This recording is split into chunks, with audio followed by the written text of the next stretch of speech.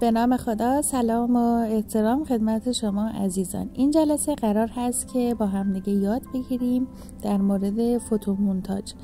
گاهی وقتا ما یک تصویری که دور از واقعیت باشه رو در اینترنت ببینیم یا اگر حالا کسی بهمون نشون بده، اولین چیزی که به ذهنمون میرسه که این فتوشاپه. به این تصاویری که دور از ذهن ماست و از ترکیب چند تصویر به وجود اومده میگن فوتومونتاژ. فوتومونتاژ خب حالا با موقع عکس برداری هم شما میتونید چند تا چیز رو کنار هم دیگه قرار بدید و یک تصویری رو خلق کنید، ولی خب در فتوشاپ به صورت حرفه‌ای‌تر شما میتونید اون رو ایجاد بکنید. اگه من در اینترنت فوتومونتاژ رو سرچ کنم، تصاویر مختلفی رو میبینم که از واقعیت دور هستن، ولی خب موضوعاتی رو اشاره به یک موضوعات خاصی دارن و مفاهیم خاصی رو برای من القا میکنن. خب برای شروع این مبحث ما با استفاده از حالا یک تصویر و ترکیب اون با یک متن یک پوستری رو اینجا طراحی کردم. من تصویرم رو وارد صفحه میکنم و بک‌گراند اون رو شروع میکنم با حالا اون ابزار مختلفی که در دسترسم هست حذف میکنم. این دیگه دل بخواهیه که من با کدوم ابزار راحت ترم. قفل این قسمت رو بر میدارم و شروع میکنم به حذف بک‌گراند. خب بعد از اینکه بک‌گراند تصویرم رو حذف کردم، اون رو میبرم به یک صفحه جدید و با کمک ابزار موو، با انتخاب ابزار موو یا با زدن کلیدهای ترکیبی کنترل و تی شروع میکنم به تنظیم کردن تصویرم. بعد نوشته ای رو به دلخواه، حالا به انگلیسی یا به فارسی یا به هر شکلی که دوست داشتم اینجا می نویسم. میخوام این نوشته رو با تصویرم ترکیب کنم. نیاز هست که یک فونت ضخیمی رو انتخاب کنم. فونتم رو روی تصویر تنظیم میکنم. خب من تلاش میکنم این متن رو دقیقا روی تصویر تنظیم کنم، ولی خب تا یه حدودی میشه تنظیم کرد، ولی یه بخشایش رو نمیشه. بنابراین کاری که باید انجام بدم، ابتدای کار روی لایه متن کلیک راست میکنم و گزینه کانورت تو شیپ رو انتخاب میکنم، اون رو تبدیل به شیپ میکنم و شما میتونید با کمک ابزار پد سلکشن یا دایرکت سلکشن تولز این نوشته‌تون رو ویرایش بکنید. حالا ما کاری با این موضوع نداریم. من لایه مربوط به متن رو انتخاب میکنم، یکی از ابزار سلکت رو هم انتخاب میکنم، روی تصویر کلیک راست و گزینه فری ترانسفورم رو میزنم. بعد مجدد دوباره کلیک راست و گزینه وارپ رو انتخاب میکنم. دقت داشته باشید که همه این اتفاقات داره روی لایه متن اتفاق میفته. خب بعد از فعال شدن ابزار وارپ، شما با جابجا کردن این نقطه ها میتونید متن رو خیلی راحت روی تصویرتون فیکس کنید. خب این بالا با زدن دکمه تیک کار من به اتمام میرسه.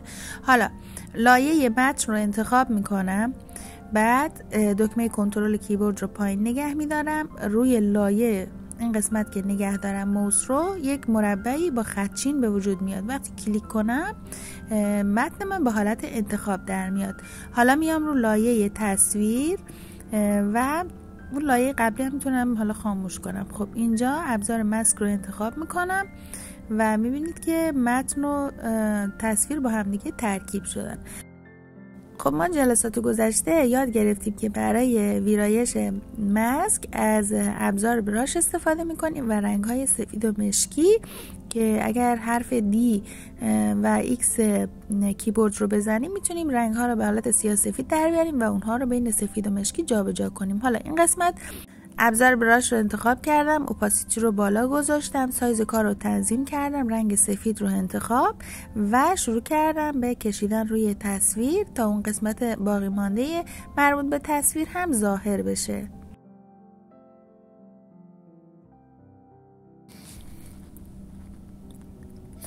خب بعد از اینکه تصویرم رو کامل کردم، اگر اینجا در این پوستر ببینید مواردی که هست، خب یکی این که طراحی بک‌گراند هست. ابتدا میام لایه هام رو انتخاب میکنم، اون رو گروپ میکنم خب بعد از اینکه محل قرار گرفتن تصویر من تنظیم شد، شروع میکنم به طراحی یک بک‌گراند. ابتدای کار یک رنگی رو، حالا از رنگ بک‌گراند یا هر رنگ دیگه‌ای که دوست داشتم رو انتخاب میکنم. بعد از شیپ ها استفاده میکنم و یک شیپی رو اینجا ترسیم میکنم. رنگ شیپ رو سعی میکنم یک مقدار پررنگ‌تر باشه و وقتی از روبرو شما به این تصویر الان نگاه میکنید اون شیپ تقریبا مثل یک دیوار هست.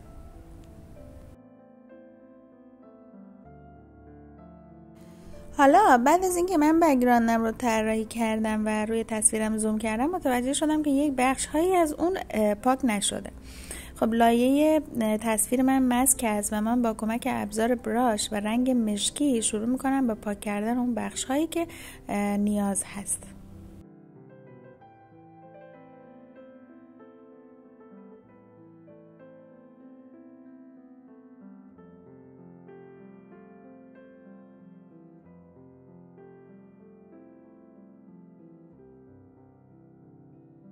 حالا من میخوام یک نوری این پشت تصویرم قرار بدم که تصویر من رو بیشتر به نمایش بگذاره و وضوح تصویرم رو ببره بالا. میام یک لایه جدید درست میکنم.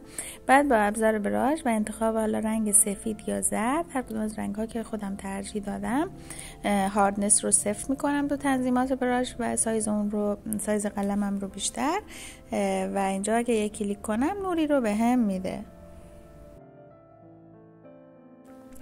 برای ایجاد سایه ما راه حل‌های متفاوتی داریم، بستگی به کارمون هست.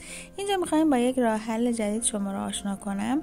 اینه که از لایه تصویرتون یک کپی میگیرید، اون رو حالا میچرخونید، جای اون رو مشخص میکنید. بعد روی لایه مربوطه کلیک راست میکنید، گزینه بلندینگ آپشن، حالا گزینه کالر اوورلی و رنگ مشکی رو به این تصویر اعمال میکنید. حالا من اگه اون لایه مربوط به سایه‌ام رو انتخاب کنم و اوپاسیتی اون رو کم کنم تا یه حدودی شبیه به سایه میشه. ولی ما اینجا یه راه حل دیگه داریم برای اینکه این سایه طبیعی تر بشه. میایم از قسمت فیلتر، بلر و گاسین بلر شروع میکنیم این خطوط رو جابجا کردن و حالا عدد 4 و 6 یا عددهای دیگه که خودمون دوست داشتیم و یک مقدار سایه‌ای ما طبیعی تر میشه، ولی بازم باید اوپاسیتی رو یک مقدار کمتر کنیم. برای طراحی‌های دیگه که داخل پوستر هست، خب وارد کردن برگ و حالا اون ظرف مربوط به فلفل یا تصاویر دیگه خب خیلی راحته، شما خودتون هم میتونید انجام بدید. سایه زدن روی به حساب اون برگ رو هم شما خیلی راحت میتونید انجام بدید و کار سختی نیست. خب پروژه دیگه که قرار بود با هم دیگه سر کلاس انجام بدیم و فرصت نشد، این پروژه هست که کل حالا پروژه مباحث جدیدی نداره و اکثرا تکرار موارد پروژه قبلی هست و خیلی راحته که پروژه قبلی رو کامل انجام بدین. اینجا هم باز میتونید کارتون رو تکمیل کنید. ابتدای کار مجدد روش سایه زدن با کمک ابزار براش رو خدمتتون بگم که شما بعد از انتخاب ابزار براش رنگ مشکی رو انتخاب میکنید، قلمتون رو تنظیم میکنید، سایز قلم رو زیاد و خیلی راحت اینجوری سایه میزدیم. ما چندین بار این تمرین رو داشتیم، تکرار کردیم و به خوبی با این موضوع آشنا هستیم. بعد از اینکه تصویر مد نظرم رو وارد صفحه میکنم، شروع میکنم به حذف بک‌گراند که ابتدای کار اون رو باید با یکی از ابزار سلکت انتخاب کنم و بعد قفل این قسمت رو بردارم و دکمه دیلیت کیبورد رو بزنم. حالا من بک‌گراند تصویرم رو حذف کردم. حالا بخشی از اون تصویری که میخوام در پوستر من باشه رو با یکی از ابزار سلکت انتخاب میکنم و از قسمت لایه ها اینجا ابزار سلکت رو انتخاب میکنم. این از تصویر من و شروع میکنم به تنظیم کردن و قرار دادن اون در محل مد نظرم. تصویر دوم رو هم وارد صفحه میکنم و اون بخشی از تصویر که میخوام در پوستر باشه رو انتخاب میکنم، ابزار ماسک رو میزنم و این رو انتقال میدم کنار تصویر قبلی. بعد از اینکه محل قرار گرفتن تصویرها رو مشخص کردم، حالا لایه مربوط به ماسک، یعنی اون قسمت سفید مشکی کنار لایه رو انتخاب میکنم. با ابزار براش رنگ مشکی آروم آروم سعی میکنم اون بخش هایی که نیاز هست فکر میکنم باید حذف بشه رو حذف میکنم.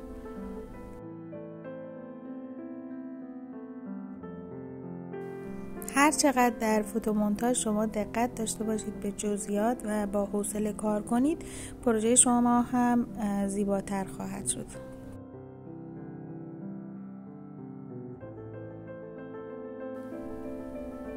حالا بعد از اتمام کار شروع میکنم به تزیین تصویرم. بهترین راه اینه که شما ابتدا 2 تا لایه مربوط به تصویرتون رو انتخاب کنید. پایین قسمت لایه ها گزینه گروپ رو انتخاب کنید که کارتون گروپ بشه. بعد از اون خب شروع میکنیم به کارهای دیگه. لایه زیرین یک لایه جدید ایجاد میکنیم، شروع میکنیم به سایه زدن.